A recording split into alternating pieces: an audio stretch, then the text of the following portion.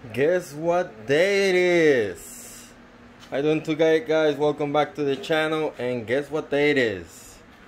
That's right, it's new bike day. Well guys, as many of you know, I had originally purchased a Schwinn Axum a couple of months ago, and I sold it right away, and that's when I got my polygon right there. But I did wanted a hardtail, so I went ahead and bought another Axum. It took me just checking back and forth on the Walmart page until it was back on stock, and as soon as I saw it in stock, I went ahead and purchased it. I did want to get the black one again. Unfortunately, I have not been able to see that one on stock, but I got the blue one, which is the dropper post ready.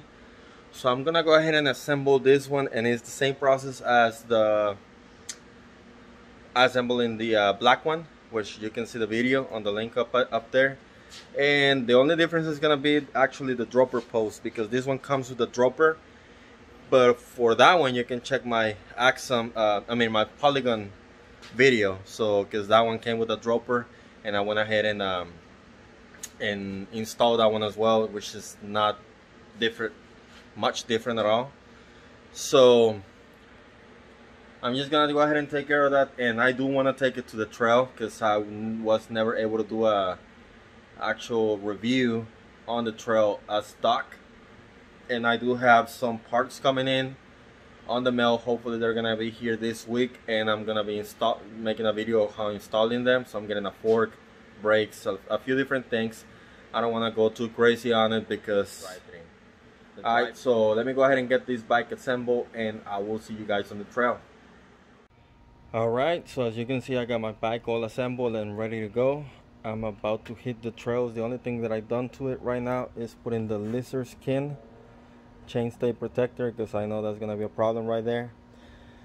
And other than that, it's all stock. And just shifting, I was just needing to shift, make minor adjustments to the shifting, especially for the middle cogs. But other than that, I didn't have any major issues. The brakes were rubbing a little bit, but I was able to get them tightened a little bit. And when I put in the headset, just like on the other one, I did put in more grease because it was almost lacking a lot of grease. So I'm gonna get in the trail and see how it goes.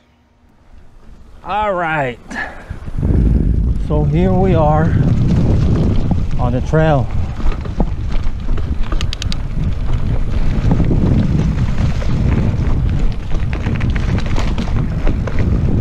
Like I said, this is zero modifications whatsoever. All I did was to set it up from factory and just make it fit me with the stock components. What do I mean by that? The levers, the shifters and all that, I put them so that they're on a comfortable position for me. And so far it actually feels pretty good. However,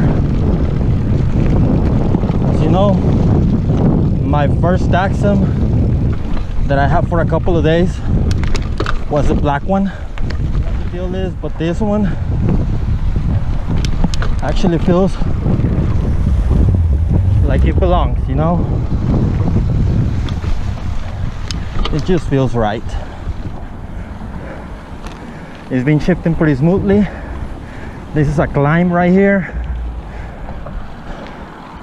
I'm on the largest cog, shifting up, and no problems. So I'm about to climb over here.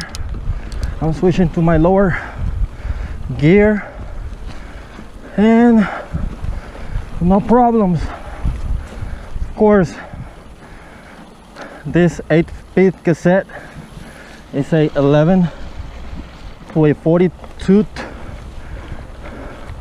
range, and it just does what it's supposed to. Now that wasn't a very long climb, so it's fine right now. I measure about 5'11" almost, and with the dropper post seated all the way out, I mean all the way down, and then when I extend it all the way up, it's just right on my height. But if you're about 5'10", 5'11", this dropper post is just gonna be perfect for you. Woo!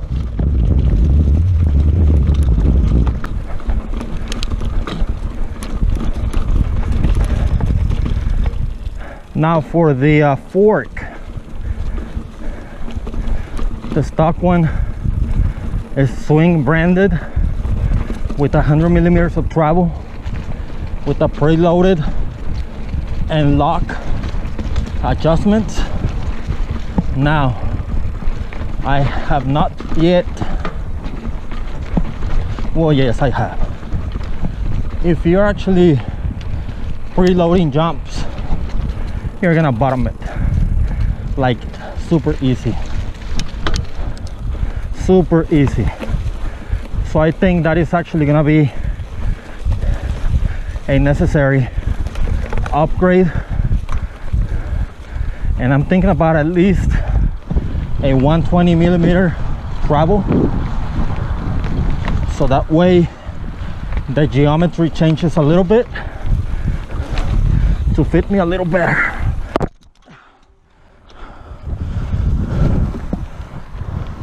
Well, I just broke my handlebar GoPro mount. Oh well, things that happen. I still got the chest mounted one, so we should be good to go. Like I said, for the dropper, all I had to do to make it fit me really well was just bring this out a little bit, and then when this extends all the way up, it's just perfect for me. Handlebars, they're 720s. They're comfortable, but I might change them later on for a 780 because I'm used to that. Now, when I was playing with the preload adjustment right here, I hardly noticed any changes at all. Now for the lockout right here, yes, if you play with this and you actually lock it, this will literally lock the fork. So make sure you have it off, that way you can do this. So this is probably one of the flowiest parts of the trail, and let's check out that fork. Gear changing went fine, fork them up, bottom out, and that was a medium drop, nothing too bad. Preload, that bottom out, that bottom out, and it keeps bottoming out. Yeah, never mind, I take that back. Climb, let's see how it does. It does not too bad.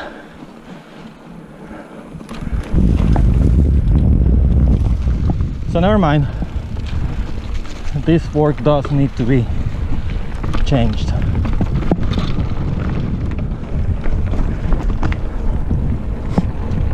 Now as far as brakes, they're okay,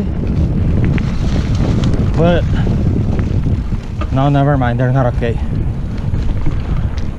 You need better brakes. These mechanical brakes, they're not gonna stop you in this trail. Now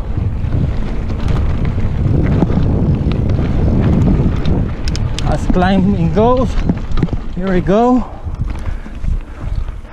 This is a really good climber. Those tires, those 2.6ers, they really help you with the comfort of the lack of the suspension.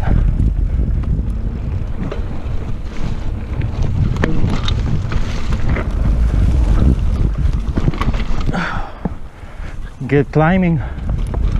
Now there's a drop ahead. I want to see how it goes. Right there. Oh, nope.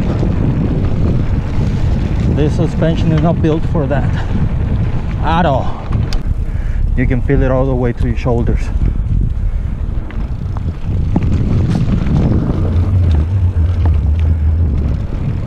Even my watch came loose. Climbing, it is a good climber. So how is this bike? Is this bike trail ready?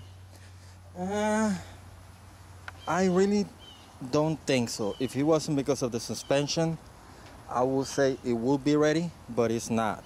As you can see right here, I'm bottoming out every single time. Now the 11 to 42 cassette right there on the back, I think that's a really good option. It's a really good climber. For small climbs, it'll be fine.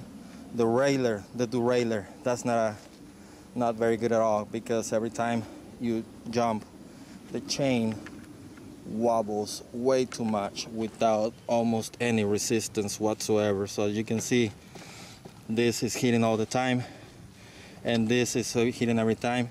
I did not have any chain drops. However, I don't think it's not gonna happen. I think it will eventually. I think since I have the taper fork, I'm probably gonna order a taper, a taper head. I'm probably gonna order a taper fork, because this one is a straight fork. You can fit a straight fork if you wanna keep it a little more budget friendly. And I am gonna try to keep it budget friendly, but this one, I just wanted a hardtail and something I can upgrade as I go. Right now it weighed 36.8 pounds stock, so I don't think it's that bad. So I want to get it down to about 30 pounds. So hopefully with those upgrades that I'm gonna make, I'll get there. Now, will I recommend this bike? Will I recommend this bike? I will definitely recommend this bike to anybody out there who doesn't want to spend a lot of money on a new bike. What about between this one and the black one? Which one would I choose? I really have no preference. This one comes with a dropper, but really the $100 difference is the dropper cost. So it's your preference. Do you like blue? Do you like black? I had both. I really think both of them look awesome. I really did want the black one. The paint scheme on this one, I really dig it. It's kind of like a matte blue that goes to purplish depending on where the sunlight hits it. Pedals are slippery, especially when you're climbing, because these little knobs right here, they have almost no grip whatsoever. So as you can see right there, they're like very, very dull. So they have not very good traction. So that's an easy, quick, and cheap upgrade as well. I don't know, guys. Let me know what you think about this bike. If you're looking at these videos, probably because you're looking into getting an Axum or something very similar to that. And will I recommend it? Yes, I would highly recommend it. It is a great looking bike with great geometry, and if you are about my height, 5'10", 5'11", maybe up to 6 feet, this will really fit you really well. No questions asked. I'm pretty sure you're gonna be happy if you pick it. And I don't know, let me know, guys, what you think. What upgrade should I make? I guess I'm not sponsored by anybody, so all these upgrades are coming out of my pocket, so I'm taking it slowly because I'm a grown man and I have bills to pay. Alright, so sorry, I was gonna finish this video, but I just rode this bike a little longer. There's something I did not mention because it was okay. It was okay. But this right here, this saddle is painful. It is really uncomfortable.